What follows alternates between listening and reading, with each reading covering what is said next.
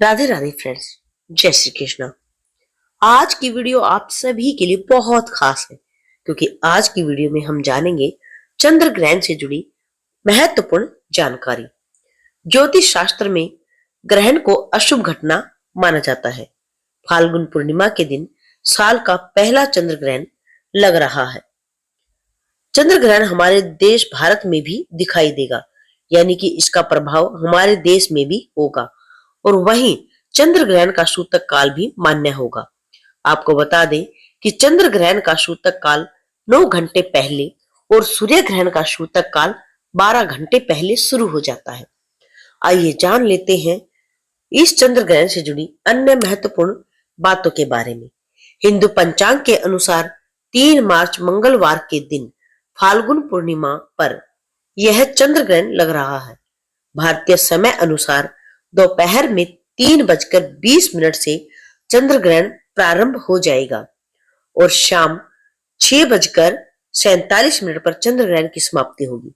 कुल मिलाकर चंद्र ग्रहण की जो अवधि है वह लगभग 3 घंटे 27 मिनट की रहने वाली है और इस चंद्र ग्रहण का खग्रास प्रारंभ होगा शाम 4:37 पर। ग्रहण का मध्य काल रहेगा शाम 5:33 पर और इस तरह से चंद्र ग्रहण शाम 6:47 पर समाप्त होगा। तो चंद्र ग्रहण का जो खग्रास है वह कुल 59 मिनट का ही रहने वाला है। हमारे देश भारत में यह चंद्र ग्रहण ग्रस्तोदय के रूप में ही दिखाई देगा, यानी कि उस समय ग्रहण समाप्त होने वाला होगा जिस समय चंद्रमा उदय हो रहे होंगे, यानी कि जब हमारे देश में चंद्रमा उदय होंगी तब तक चंद्रमा को ग्रहण लग चुका होगा। लगभग भारत में ये समाप्त होने वाला ग्रहण, इसीलिए यह ग्रस्तोदय रूप में दिखाई देने वाला है। आपको बता दें कि हमारे देश भारत में इस चंद्र ग्रहण का प्रारंभ और मध्य यानी खग्रास नहीं देखा जा सकेगा, यानी कि जिस समय ग्रहण प्रारंभ हो उस समय हमारे देश में दिन का समय होगा, चंद्रोदय नहीं हुआ होगा, लेकिन दुनिया के अन्य हिस्सों में इस समय चंद्रोदय हो चुका होगा। इसीलिए वहां पर इसी समय से ग्रहण देखना प्रारंभ भी हो जाएगा। भारत में जिस समय चंद्रोदय होगा उसी समय चंद्र ग्रहण समाप्त हो रहा होगा। तो ऐसे में जो ग्रहण की कुल अवधि है वो सिर्फ 25 मिनट की होगी। इस दिन चंद्रोदय शाम 6:30 पर होगा, लेकिन चंद्रोदय का जो समय है वह हमारे देश के अन्य शहरों और क्षेत्रों में कुछ कुछ मिनट के अंतर में होता है। कुछ जगह बताए गए समय से पहले और कुछ जगह बताए गए समय के अनुसार कुछ मिनट बाद में होता है और दिल्ली में चंद्रोदय होगा शाम 6:22 पर। इसके बाद ही ग्रहण भारत के अन्य शहरों में भी दिखाई देगा। इसीलिए इस ग्रहण की कुल अवधि लगभग 25 मिनट की रहेगी और आपको बता दें कि जो ग्रहण देखने की अवधि है वह भी हमारे देश में अलग अलग क्षेत्र में अलग अलग हो सकती है। ऐसे में चंद्रोदय के आधार पर ही इस ग्रहण की कुल अवधि को आप जांच सकते हैं।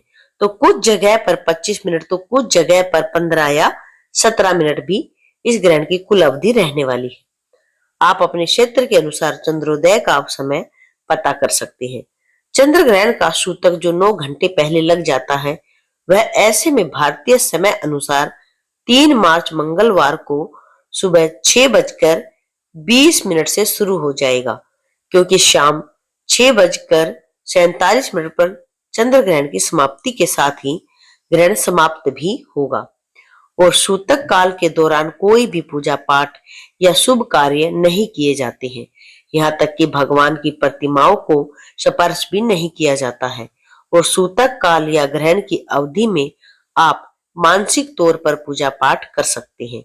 इस समय पर दान दे सकते हैं और गर्भवती महिलाओं और जो बीमार लोग हैं उन्हें ग्रहण के समय में खास सावधानी बरतनी चाहिए। ग्रहण के नकारात्मक असर से बचने के लिए सामान्य व्यक्ति या गर्भवती महिला क्या क्या कर सकते हैं, यह भी आपको इस वीडियो में हम बताएंगे। लेकिन ये सब जानने से पहले जान लेते हैं हमारे देश के किन किन हिस्सों में यह ग्रहण दिखाई देने वाला है। तो भारत के केवल पूर्वी राज्यों जैसे बंगाल के उत्तर पूर्वी क्षेत्रों, नागालैंड, मिजोरम, असम, मणिपुर और अरुणाचल प्रदेश आदि क्षेत्रों में इस ग्रहण को देखा जा सकता है। इस ग्रहण की खग्रास समाप्ति और ग्रहण समाप्ति इन हिस्सों में ही देखी जा सकती है, और जबकि बाकी शेष भारत में जब चंद्रोदय होगा तब तक खग्रास समाप्त हो चुका होगा और केवल ग्रहण की समाप्ति ही दिखाई देगी।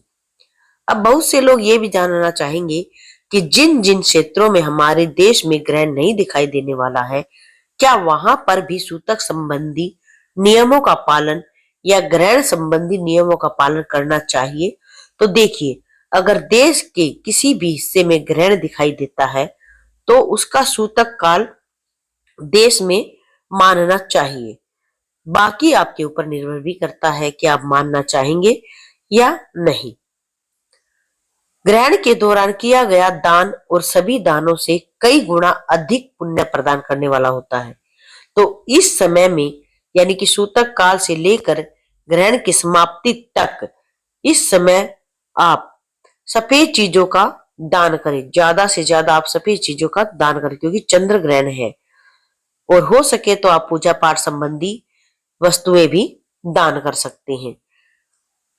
आप किसी योग्य और निर्धन व्यक्ति को दान दें जो उसके काम आ सके, या फिर आप कच्चा अनाज दान कर सकते हैं जिसे सीधा भी कहते हैं।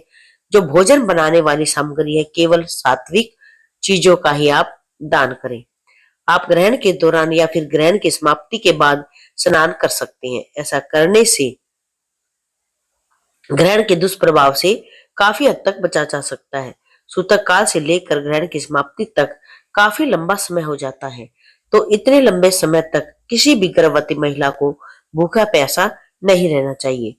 केवल जिस समय ग्रहण शुरू होने वाला हो उससे 1 या 2 घंटे पहले से ही आप नियम करें। ग्रहण की समाप्ति तक आप कुछ भी न खाएं पिए। आप चाहे तो कुछ कठिन नियमों का पालन भी कर सकते हैं, जैसे कि आप भगवत गीता पढ़ सकते हैं, ग्रंथ चालीसा पढ़ सकते हैं, कोई धार्मिक ग्रंथ पढ़ सकते हैं, कथा कहानी सुन सकते हैं। लेकिन अपने आप डॉक्टर्स की सलाह आप अवश्य ले लें। इस ग्रहण से बिल्कुल भी परेशान ना हो, तनाव में ना रहें, शांत मन रखें, पवित्र पुस्तक का पाठ करें, धार्मिक कथा कहानी सुने, मंत्रों का जाप करें। सामान्य व्यक्ति इस दौरान चंद्र देवता के मंत्रों का जाप भी कर सकता है। भागवत गीता का पाठ भी आप सभी कर सकते हैं। और ओम श्री कृष्णाय वासुदेवाय नमः मंत्र का जाप कर सकते हैं। ग्रहण समाप्ति के बाद सभी को गंगा जल मिले पानी से स्नान करके घर और मंदिर में गंगा जल छिड़क कर शुद्ध करना चाहिए। मंदिर की प्रतिमाओं को स्नान करवा दें, फिर उसके बाद पूजा पाठ करके चंद्रदेव को अर्घ दें जिसमें कच्चा दूध मिला हुआ हो। ओम सह चंद्रमसी नमः मंत्र का जाप करते हुए अर्घ दें। फिर आपको सात्विक चीजों का ही सेवन करना चाहिए। सूतक काल से ग्रहण तक आप तामसिक चीजों का इस्तेमाल बिल्कुल ना करें, सेवन ना करें।